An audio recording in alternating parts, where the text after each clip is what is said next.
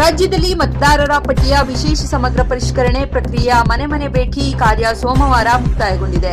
June 30ರಿಂದ ಆರಂಭವಾಗಿದ್ದ ಈ ಪ್ರಕ್ರಿಯೆಯಲ್ಲಿ ರಾಜ್ಯಾದ್ಯಂತ ಒಟ್ಟು 5,54,32,314 ಗಣತಿ ನಮೂನೆಗಳನ್ನು ವಿತರಿಸಲಾಗಿತ್ತು.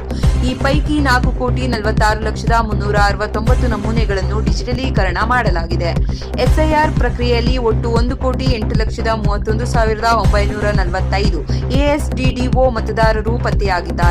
ಇವರ ಪೈಕಿ ಮತದಾರರ ಪಟ್ಟಿಯಿಂದ ಹೆಸರು ಕೈಬಿಡಬೇಕಾದ ಸಾಧ್ಯತೆ ಇರುವವರ ವಿವರಗಳನ್ನು ಪರಿಶೀಲಿಸಲಾಗುತ್ತಿದೆ. ಎಎಸ್ಡಿಡಿಒ ಎಂದರೆ absent, shifted, dead, duplicate and others ಎಂಬ ವರ್ಗಗಳನ್ನು ಒಳಗೊಂಡಿದೆ.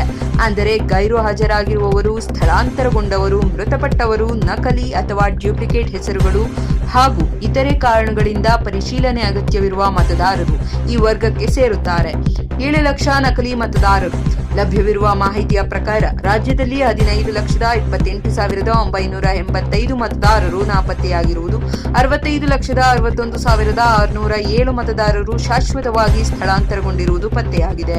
ಇದೇ ವೇಳೆ 16,38,839 ಮತದಾರರು ಮೃತಪಟ್ಟಿರುವುದು, 7,07,792 ನಕಲಿ ಮತದಾರರು ಹಾಗೂ 3,94,722 ಇತರೆ ವರ್ಗದ ಮತದಾರರು ಪತ್ತೆಯಾಗಿದ್ದಾರೆ. ಈ ಅಂಕಿಅಂಶಗಳ ಆಧಾರದಲ್ಲಿ ಸುಮಾರು 1,08,00,000 ಮತದಾರರ ಹೆಸರುಗಳು ಮೊದಲ ಕರಡು ಮತದಾರರ ಪಟ್ಟಿಯಿಂದ ಹೊರಗುಳಿಯುವ ಸಾಧ್ಯತೆ ಇದೆ.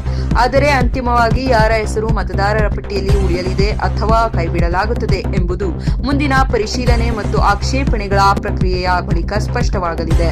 ಆಗಸ್ಟ್ 24ಕ್ಕೆ ಮೊದಲ ಕರಡು ಪಟ್ಟಿ. ಎಸ್ಐಆರ್ ಪ್ರಕ್ರಿಯೆಯ ಮೊದಲ ಕರಡು ಮತದಾರರ ಪಟ್ಟಿಯನ್ನು ಆಗಸ್ಟ್ 24ರಂದು ಪ್ರಕಟಿಸಲು ನಿಗದಿಪಡಿಸಲಾಗಿದೆ.